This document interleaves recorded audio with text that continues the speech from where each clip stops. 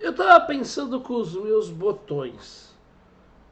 Como é que eu poderia definir Lula para uma pessoa que não é brasileira? Como é que eu poderia definir Lula em poucas palavras, mas que eu poderia dar uma noção de quem é realmente Lula e o que ele representa nos dias atuais? E aí eu encontrei este vídeo do Ciro Gomes, que eu vou compartilhar aqui com vocês, que eu acho que o Ciro diz muita coisa mesmo. Claro que envelhecer não é nenhum problema. Terrível mesmo é o envelhecimento das ideias. Pior ainda, quando nos agarramos a ideias falsas para trair compromissos. O problema não é taxar grandes fortunas, porque você pode taxar grandes fortunas e elas voarem para outro país. Isso que Lula diz aqui é uma mentira dupla. Primeiro, porque a maioria dos países taxa os grandes patrimônios. Segundo, porque o PT sempre defendeu essa taxação e nunca teve coragem de implantá-la em seus governos. Fazer os super ricos pagar impostos não só é possível, como absolutamente necessário.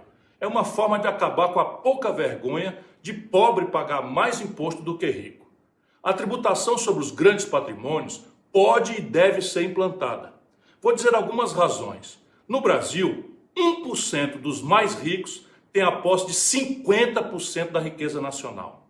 Apenas 5 pessoas, os dedos de uma mão, são donas de uma fortuna igual a tudo que os 100 milhões de brasileiros mais pobres e de classe média possuem.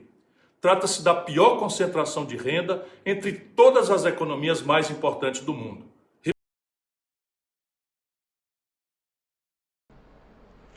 Perceberam uma coisa? O partido que se diz de esquerda, que se diz progressista, não consegue lutar contra essa desigualdade.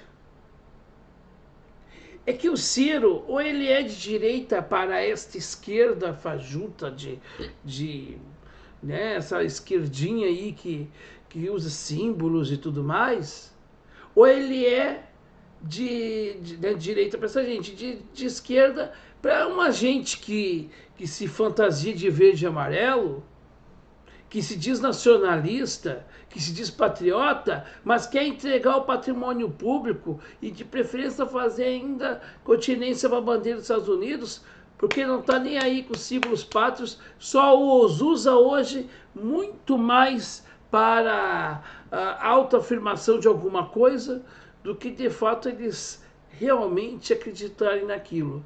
É como que fossem mesmo torcedores fanáticos de um time de futebol. Então nós temos a era da irresponsabilidade e da irracionalidade. E aí nós podemos definir o Lula como isso que o Ciro está colocando. Um verdadeiro engodo. É a palavra mais certa. Lula é o engodo. Mas vamos ver o que mais Ciro tem a dizer. O desequilibrado Ciro Gomes tem a dizer sobre Lula. Repito, a pior concentração do mundo. Uma alíquota moderada de 0,5% a 1,5% ao ano, casada com uma fiscalização moderna do sistema financeiro, não vai provocar a fuga de capitais e pode arrecadar o necessário para implantarmos um programa de renda mínima, como eu defendo.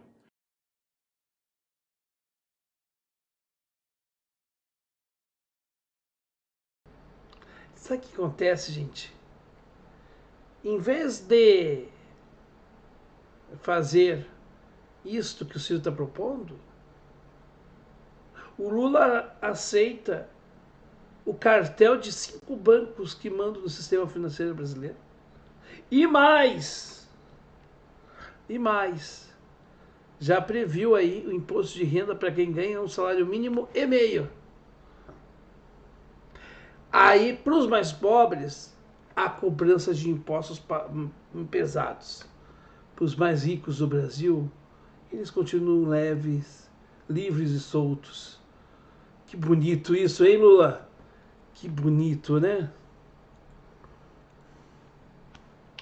Pergunto, para onde e como iriam fugir os ricos, já que todos os países com condições iguais ou melhores do que do Brasil taxam as grandes fortunas? Para a Estônia? Porque é o único país, por exemplo, além do Brasil, que não cobra imposto de renda sobre lucros e dividendos. Onde também os super ricos encontrariam melhores condições e melhores mercados. Gosto sempre de lembrar que quando fui ministro da Fazenda, cobrei impostos sobre lucros e dividendos.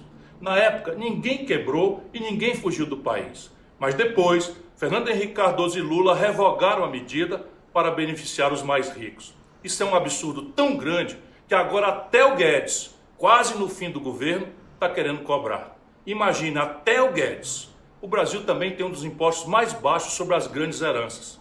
E Lula, que comandou o país por 14 anos e não mudou nada disso, vem de novo dizer que vai deixar tudo como está.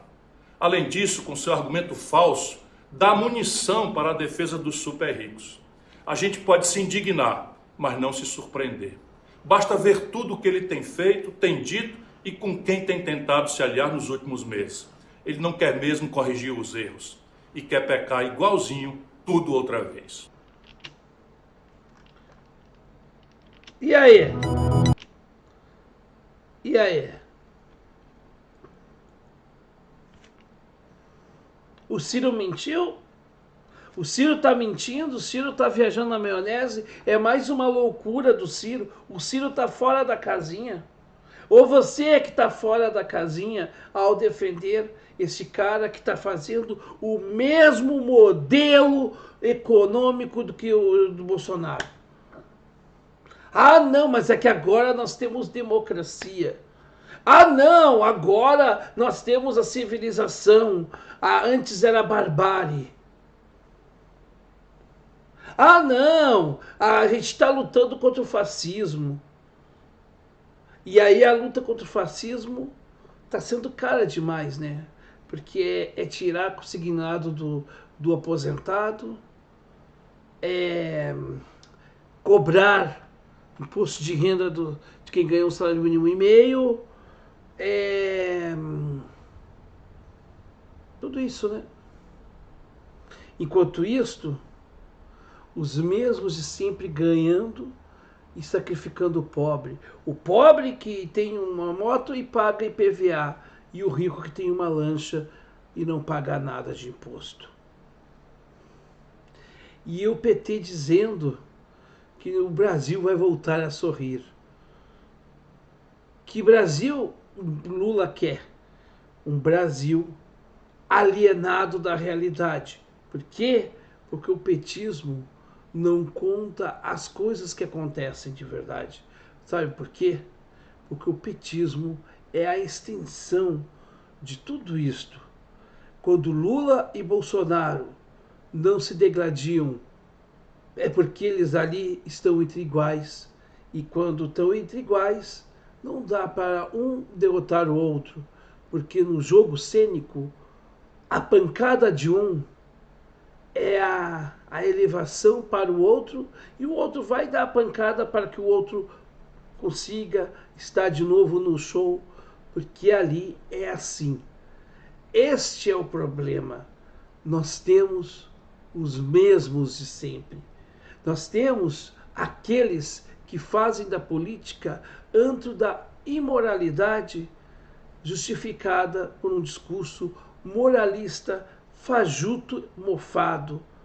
O mesmo discurso moralista do tipo de Adhemar de Barros, Jânio Quadros e tudo mais.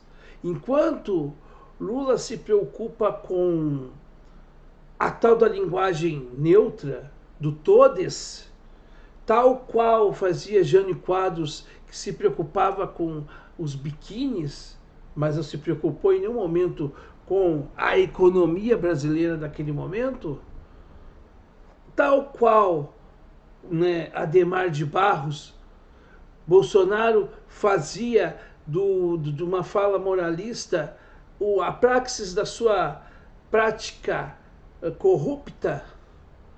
Enquanto nós tivermos gente que defende esse tipo de coisa, enquanto nós tivermos aquela porcaria de que quando critica um, tu tem que criticar o outro, e que se você não critica, se você criticar os dois, você é neutro, o que é uma bobagem. Enquanto nós tivermos esse pensamento pequeno, que o bolsolulismo faz, nós estaremos pagando caro. E como podemos definir Lula?